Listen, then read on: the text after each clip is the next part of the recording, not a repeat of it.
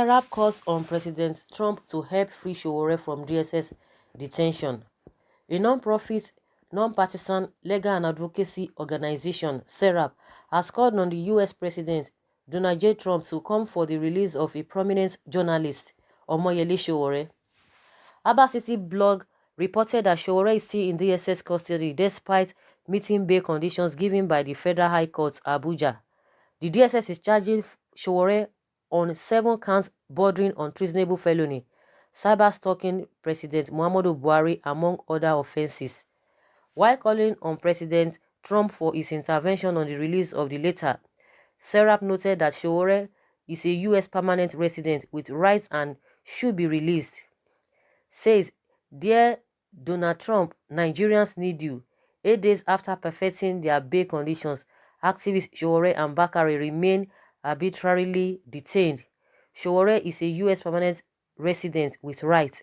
He needs you and Nigerians need you to publicly ask President Buhari to obey court order. However, Nigerians are not comfortable with the action of Serap, as the opinion that such call is wrong given the onus that Nigeria is a sovereign nation and Trump has no right to intervene. At Wale Ola 101 said, "The US president is currently going through a lot right now. An impeachment hearing is currently ongoing. His longtime friend Roger Stone just got convicted today on 7-count charge in New York. Please leave the gentleman out of Sowore issue for now. Sowore should be released." Abba at Babatowe wrote, He stormed the Sowore to bail Sowore. I'm Nigerian and I do not need Trump. Nigeria is a sovereign nation and besides is occupied with more pressing issues than Sowore. Ofenayam wrote, says, "I'm surprised some Nigerians, even younger generations folk, are jokingly viewing this as just headache of Serap and Sowore. I pray those people come to their senses and call spade a spade. This is democracy and court orders must be sacrosanct." At his Grace Toba wrote, "This is disgraceful coming from Serap. Nigeria is a sovereign country and not a state in the US." And Odudumodu wrote, saying, "Sad a so-called NGO has this mentality. I think you are one of the Nigerian enemies. You have evidence he has perfected his bail. US should come and forcefully free him. You are a fraud, a big one. Can he think of toppling government in US and be talking of bail?" And someone else wrote saying, "Dear Serap Nigeria, after what you call for then, what next? Would they mean you will be out of work? I guess you're part of the coalition you're so celebrated Trump did in US by smearing Mary Yavonucci." So someone is saying, why are they calling Trump for now? Will Trump be able to do anything? And someone is asking Serap those questions. So guys, that is the latest. I don't know what you think about this call by Serap. In my opinion, like I always say, and from what is obtainable, irrespective of how we have seen it or we are seeing it, or having different opinion concerning this. Of course, Nigeria is a sovereign country. Nobody is coming to help anybody. There is nobody apart from Donald Trump having a lot of issues or have a lot of problems that he's even battling with.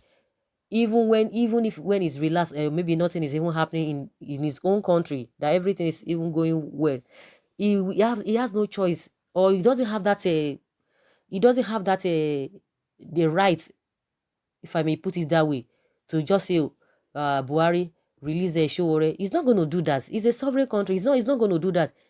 He's not going to do that. Even if it is in America, maybe one of the states in the US, I don't think it will just like, oh, release him or whatever. Everything, because they obey law, court order, it will not even happen there in the first place, because everything will, go through the normal process, and everybody must obey and respect the processes. That is how it's being done there. So it will not even get to that stage. You can imagine that even President Trump, as people tend to look that country. They are going through impeachment process. It will never happen in Nigeria. They will only say it, and before you know, Ghana must go, must have pinned their mouth. They might just even want to try to say something of that nature. But after like 2 days, you will see all the people that will be shouting, you must go, you must go. They will mellow down. The next language you'll be hearing from them is, oh, it's a family affairs. We have settled it. It's a family affairs. So it will not, they will not, I mean, I've never even heard of any president that has really gone through this impeachment process that Trump is even going through. Who dare you? I was watching a video on YouTube. The Prime Minister of the UK, Boris Johnson, on the street, somebody was asking him question that you were supposed to be in Brussels negotiating the Brexit thing, and you are here doing it. You are even playing games. The Prime Minister was just trying to explain to a passerby. The man was just like, trying to poke into his eyes. You are here doing what? While your mates are in Brussels negotiating how Brexit is going to go, and you are here talking what? And the man was humbly, he was answering the passerby. Who dare you? Who born monkey? You want to talk to just a gate man in a bank? He will tell you that, do you know who I am? You will not even be able to see the bank manager, because he will make sure that he will use his position to oppress you, and you start begging not to talk of it. You want to talk to a councillor, or you want to talk to a chairman, local government chairman. You now extend it again to commissioner. Before we even get to governor, you want to talk to a minister of the Federal Republic of Nigeria. Who dare you? You can't even go closer. You can't go near. All these ones that El Rufai was begging, kneeling down and be begging the Kogi people to vote for Yaya Bello. Let Yaya Bello enter now. You will not see their brake lights. You will not even get near their the state government house. You will not get there. Not to talk of you want to ask a president question. Who born you? Where they have all these their police and all these security agencies. Those on they will put on their dark shade. They will be running. You can't even go near them. Let alone you want to ask questions. What made Buhari to come back to Nigeria before the due date, before the day he's supposed to come back? Why did he come back? The video is all over the place. It's in the public domain. When diasporas in the UK, they went, Nigerians in the UK, they went to Abuja House in London. That place, they went there. You couldn't see. I was just surprised that we couldn't even see all this DSS or Nigerian police, but we have all this UK police, British police. They were there. They couldn't do anything. They were just looking at they just, people were just going closer to the car, They were just chanting. They were chanting. They were abusing. They were doing all manner of things. If it were to be Nigeria, you can't even go near. They will start shooting. They will start tear gassing everybody. Spraying pepper spray. You won't even go near.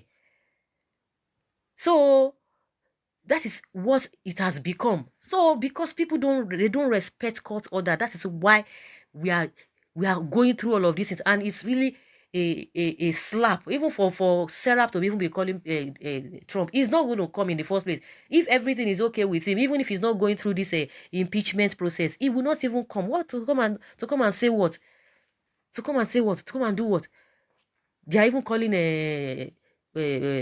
what is it called? They are calling Trump. What of the UK that Buhari just left?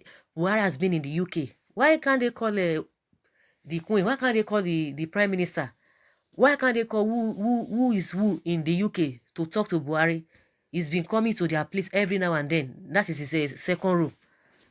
So nobody's coming to help anybody. And so, like one of these the Twitter said, it said it is only Nigeria that can do the needful. It is only Nigerians.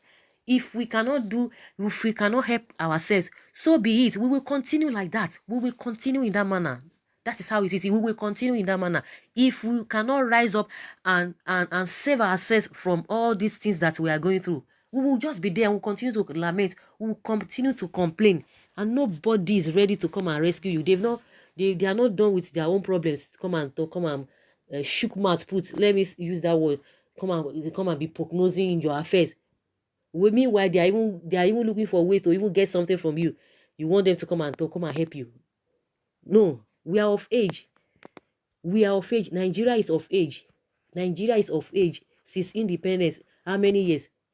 Going to close to 60 years. We cannot even put things together.